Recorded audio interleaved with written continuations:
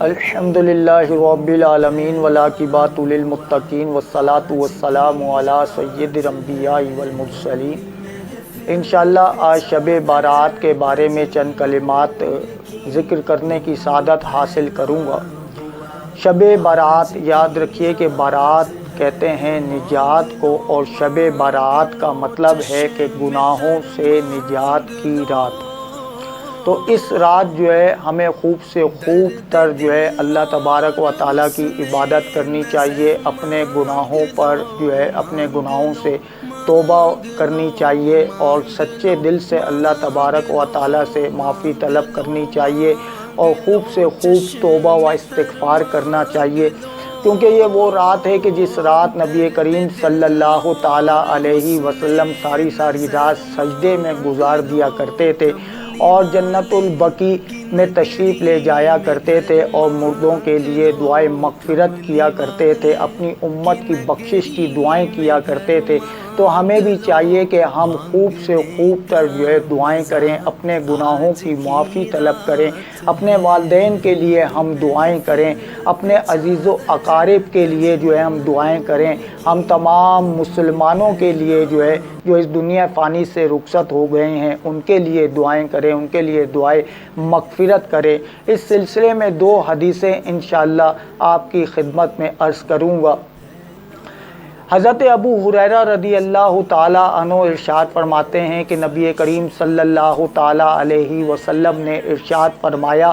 کہ بے شک ایک بندے سے گناہ ہو جاتا ہے، پھر وہ اس پر نادم ہو کر اللہ تبارک و تعالیٰ کی بارگاہ میں توبہ کرتا ہے اور کہتا ہے کہ اے میرے رب، مجھ سے یہ گناہ ہو گیا، تو مجھے معاف فرما دے، تو اللہ تبارک و تعالیٰ ارشاد فرماتا ہے کہ میرے بندے کو یہ معلوم ہے کہ اس کا رب گناہ کو معاف بھی کرتا ہے اور اس پر گرفت بھی کرتا ہے۔ اے میرے بندے، میں نے تیرے گناہ کو معاف فرما دیا،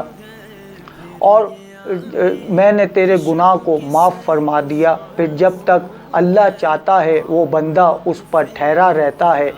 پھر اس سے گناہ ہو جاتا ہے تو وہ اللہ تبارک و تعالیٰ کی بارگاہ میں پھر توبہ کرتا ہے، استغفار کرتا ہے کہ اے میرے رب، مجھ سے گناہ ہو گیا، تو مجھے معاف فرما دے، تو اللہ تبارک و تعالیٰ ارشاد فرماتا ہے کہ میرے بندے کو معلوم ہے کہ اس کا رب اس کے گناہ کو معاف بھی کرتا ہے اور اس پر گرفت بھی کرتا ہے۔ اے میرے بندے، میں نے تیرے گناہ کو معاف فرما دیا۔ پھر جب تک اللہ چاہتا ہے وہ اس پر ٹھہرا رہتا ہے، پھر اس سے گناہ ہو جاتا ہے تو پھر اللہ تبارک و تعالیٰ کی بارگاہ میں توبہ و استغفار کرتا ہے اور کہتا ہے کہ اے میرے رب، مجھ سے پھر گناہ ہو گیا، تو میرا رب ہے، تو میرے گناہ کو معاف فرما دے، تو اللہ تبارک و تعالیٰ ارشاد فرماتا ہے کہ میرے بندے کو معلوم ہے کہ اس کا رب گناہ کو معاف بھی کرتا ہے اور اس پر گرفت بھی کرتا ہے، پس وہ جو چاہے کرے۔ تو حدیث پاک میں یہ جو ارشاد فرمایا کہ پس وہ جو چاہے کرے، تو اس کا یہ مطلب نہیں کہ اللہ تبارک و تعالیٰ نے اسے گناہ کرنے کی کھلی چھٹی دے دی ہو، بلکہ اس کا مطلب یہ ہے کہ اگر خواہش نفس یا اغوائے شیطان سے مغلوب ہو کر وہ بندہ دوبارہ گناہ کر بیٹھے اور پھر اللہ تبارک و تعالیٰ کی بارگاہ میں سچے دل سے توبہ و استغفار کرے، تو اللہ تبارک و تعالیٰ اس کو معاف فرماتا ہی رہے گا۔ اسی طرح میرے مسلمان بھائیوں، اپنے والدین کے لیے بھی جو ہے، اپنے دوست احباب کے لیے جو اس دنیا فانی سے رخصت ہو گئے، ان کے لیے بھی دعائیں مغفرت کرتے رہیں کہ حضرت عبداللہ ابن عباس رضی اللہ تعالیٰ عنہما ارشاد فرماتے ہیں کہ نبی کریم صلی اللہ تعالیٰ علیہ وسلم نے ارشاد فرمایا کہ مردہ قبر میں اس طرح ہوتا ہے کہ جس طرح دریا میں ڈوبنے والا اپنے بچاؤ کے لیے جو ہے فریاد کر رہا ہو۔ تو جب اسے اپنے کسی ماں کی، باپ کی، بھائی کی، دوست کی جو ہے وہ دعا کا انتظار کر رہا ہوتا ہے کہ ان میں سے کوئی میرے لیے دعائیں مغفرت کرے، تو پھر جب ان میں سے کوئی اس کے لیے دعائیں مغفرت کرتا ہے تو وہ دعا جو ہے اسے دنیا اور ما فیہا سے زیادہ محبوب ہوتی ہے کہ جب وہ دعا اس تک پہنچ جاتی ہے۔ تو اس ٹائم جو ہے نبی کریم صلی اللہ تعالیٰ علیہ وسلم نے ارشاد فرمایا کہ کہ بے شک اللہ تبارک و تعالی جو ہے زندوں کی دعاؤں سے مردوں کی قبر میں پہاڑوں کی مثل ہدیے داخل فرماتا ہے، اور مردوں کے لیے زندوں کا ہدیہ ان کے لیے دعائے مغفرت کرنا ہے۔ تو میرے مسلمان بھائیوں، اپنی دعاؤں میں جو اس دنیا فانی سے رخصت ہو گئے، خاص طور پر اگر ماں باپ اس دنیا فانی سے رخصت ہو گئے تو ان کے لیے ان کی قبر کی ان کی زیارت بھی کیجیے، اور ان کے لیے خوب سے خوب دعائے مغفرت بھی کیجیے۔ اسی طرح اس رات میں نوافل کی کثرت کیجیے۔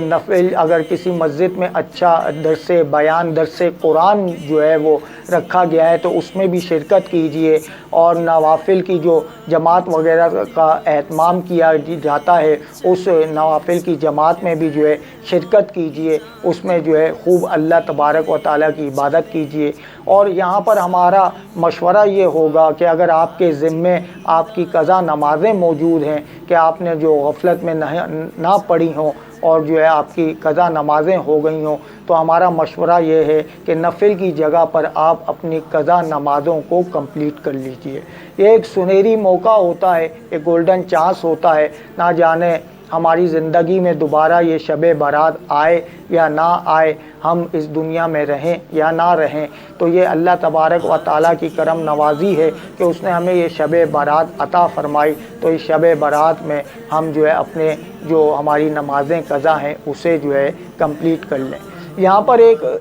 سوال کا جواب دینا مناسب سمجھوں گا کہ اکثر لوگ یہ کہتے ہیں کہ نوافل کی جو جماعت ہے وہ مکروہ ہے۔ تو یاد رکھیے کہ پہلے کے جو علماء کرام ہیں انہوں نے اس جماعت کو مکروہ اس لیے کہا تھا کہ اس زمانے میں جو لوگ تھے وہ لوگ فرض کی جو جماعت ہے اس میں بہت زیادہ ان کی رغبت تھی، بہت زیادہ، یعنی کہ جو ہے وہ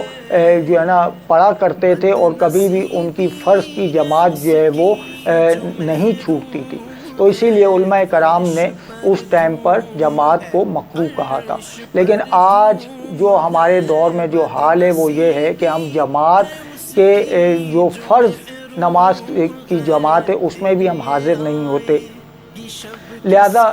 امام احمد رضا خان علیہ رحمۃ الرحمن نے جو ہے جماعت کو جو ہے مکروہ تنزیہ لکھا ہے، اور یاد رکھیے کہ مکروہ تنزیہ وہ فعل ہوتا ہے کہ جو شریعت کو تو ناپسند ہو لیکن وہ گناہ نہیں ہوتا۔ تو لہذا اگر کوئی اچھے مقصد سے کہ اگر ہم نوافل کی جماعت رکھیں گے، صلاۃ و تسبیح کی جماعت کا اعلان کریں گے، تو لوگ کثیر تعداد میں جو ہے وہ مسجد کی طرف آ جاتے ہیں، اور وہاں پر اچھے کسی عالم دین کا جو ہے وہ درس قرآن ہوتا ہے، اور لوگ درس قرآن سن کر اور ان نیک لوگوں کی صحبت میں بیٹھ کر کتنے لوگوں کو ہم نے دیکھا ہے کہ ان کے دل کی دنیا زیر و زبر ہو جاتی ہے اور 5 وقت کے نمازی بن جاتے ہیں۔ تو لہذا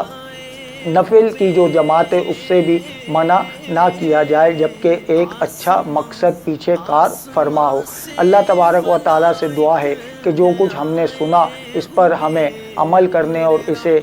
ویڈیو کو شیئر کر کے دیگر جو ہے مسلمان بھائیوں کو بھی یہ علم سکھانے کی توفیق رفیق مرحمت